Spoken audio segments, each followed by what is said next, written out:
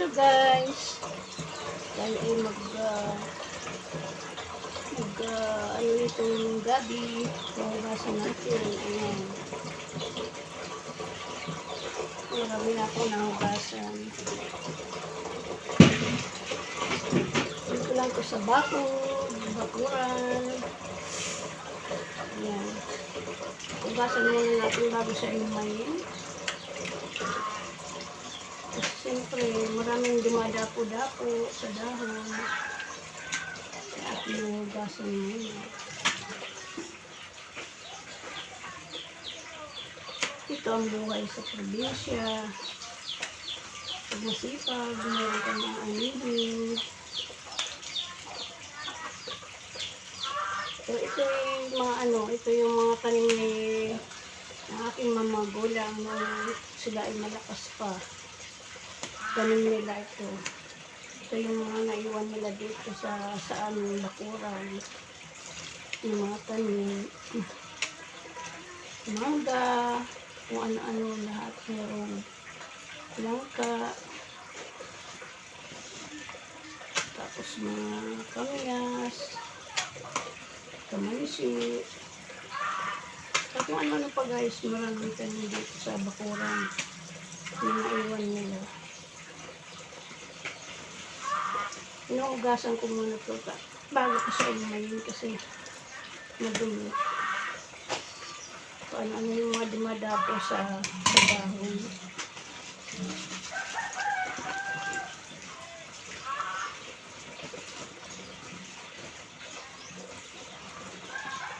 Mag-live sana ako kasi laging mahina ang aming signal. Kagabi nag-live ako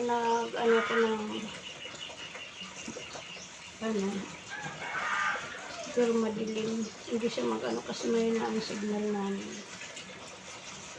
Kaya yun, dalawang beses kung sinubukang mag-live, hindi ako makita ang mukha. Pero wala talaga mahina yung signal namin.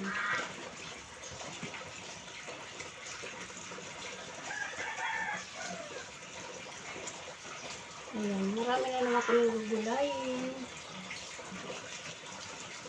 Ito yung marami na naman gugulayin ng Bicol Express, yung maanghang. Ginataang gabi na maanghang. Kailan lang kami kumuha dito nung ginataan namin na nung March. Ayan. Ay, hindi pala. Oo, yung March. Pinuhaan namin ito ng gulay yung kami nagpabasa. Ito kami kumuha rin. Lumago na naman siya. Marami pang natira.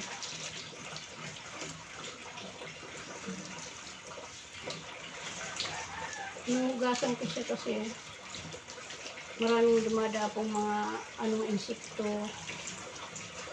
Tapos may ginayuhugasan.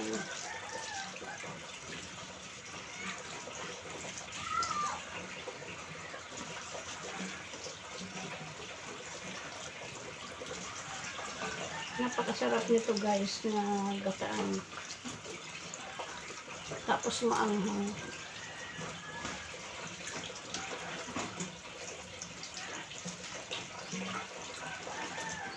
Mababa yung aking pagkakalagay ng camera guys, kaya hindi makita yung aking mukha. Yung aking buhok sambulat pa.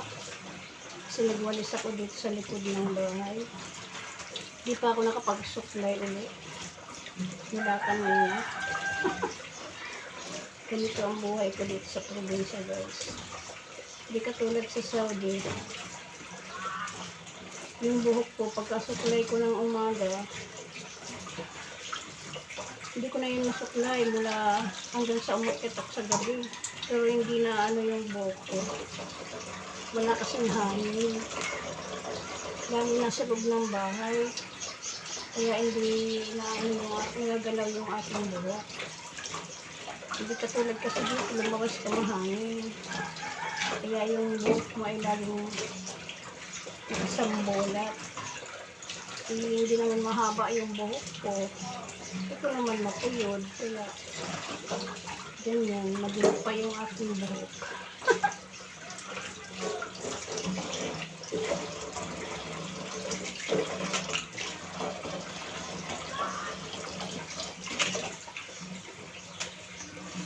Ayan guys, huwag niyo kalimutan i-subscribe sa Ate Terry. At huwag din kalimutan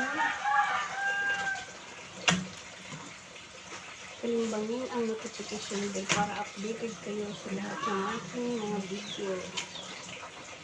Pasensya na kayo, minsan di ko lahat kayo mapanood kasi medyo matanda na tayo, sumasakit na yung ating mata. Hindi na kaya. Pasensya na kayo kung hindi ko rin kayo mga ano. So, nandyan pa rin ako sa inyo. Supportado ako sa inyo, lahat ng mga subscriber ko. Maraming salamat sa inyo sa mga suporta at lalo na yung mga active na sumusuporta sa akin. Maraming salamat sa inyo guys.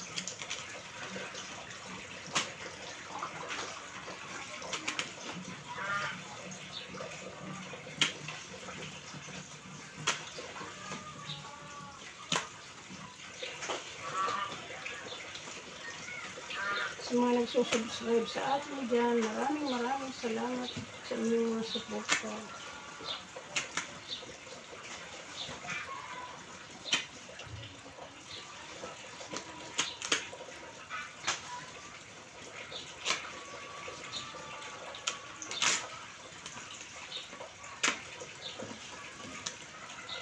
Ayan, napakarami na.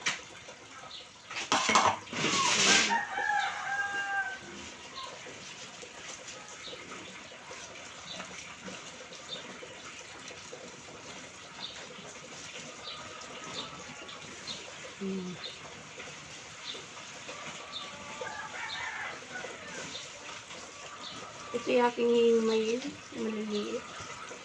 Tapos ibibilad ko ng ilang araw hanggang sa matuyo siya. Tapos yun, pwede siyang gulayin. Hindi to guys makati.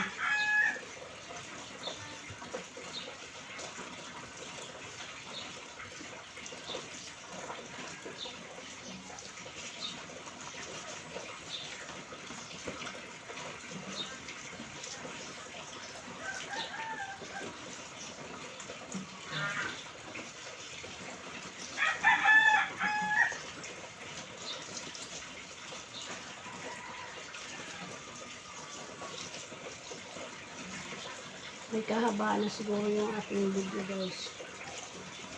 Pasensya na kayo.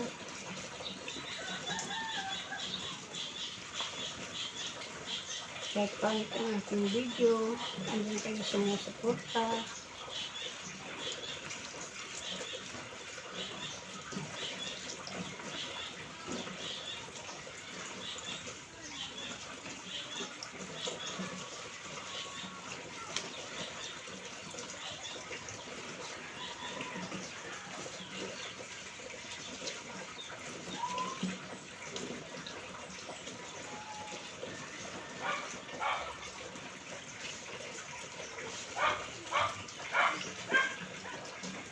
Manilaw na. Pero sasama ko pa rin.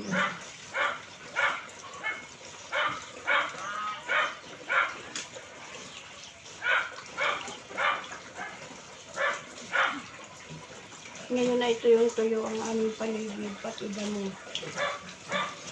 Sa sobrang init.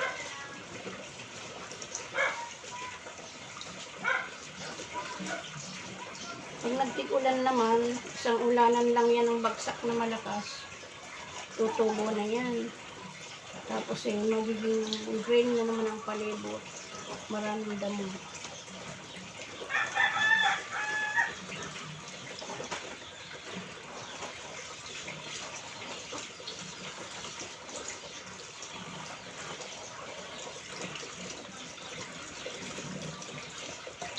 Yung tubig namin guys, galing sa bundok, sa Monte Saron. Ang binabayaran namin dito sa isang taon, Nasa 300 ata yun, 200 plus.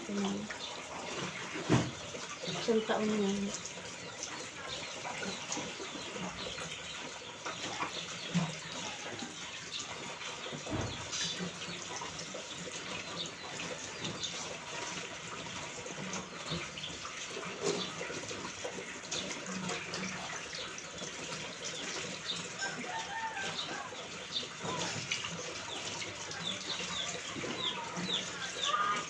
Dito kami naggagatong ng kahoy. Dito sa kitchen namin. Kaya na yun guys, ang gatungan namin. Ayan. Lalo na ngayon mahal ang gas. Gatong na lang ang ginagamit ko naman. Kaya ayan, maiitim ang palibot. Maitim. Ganun talaga pagkahoy. Maitim talaga.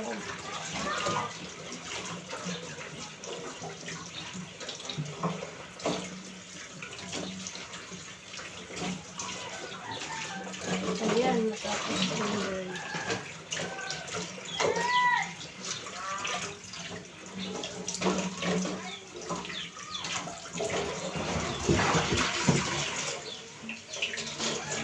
Mas langgana na malaki.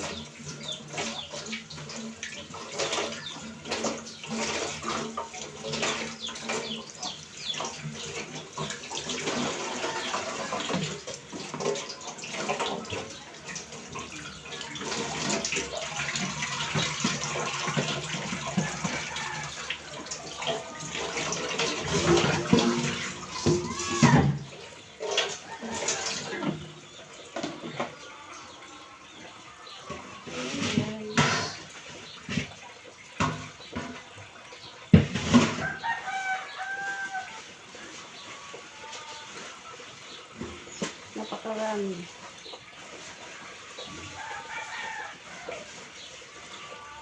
Hindi na kami bibili. Hindi na kami bibili pag gusto namin ng gulay. And guys, thank you for watching. Good morning.